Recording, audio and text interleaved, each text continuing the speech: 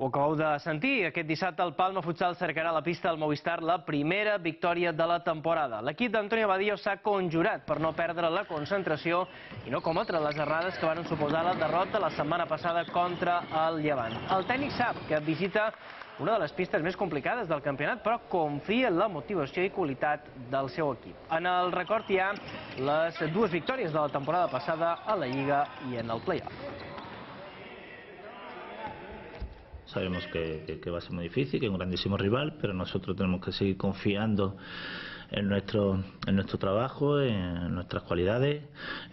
Sabemos qué partido se nos va a dar, sabemos cómo competirle a Inter, lo hemos hecho bastante bien en los últimos tiempos y sabemos de que va a ser un partido largo, ¿no? Y ahí tenemos que saber competir bien.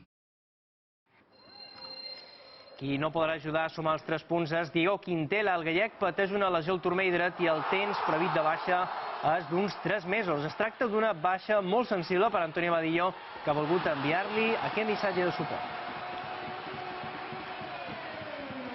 Se ha jodido porque evidentemente al jugador lo que le gusta es estar en la pista, pudiendo competir.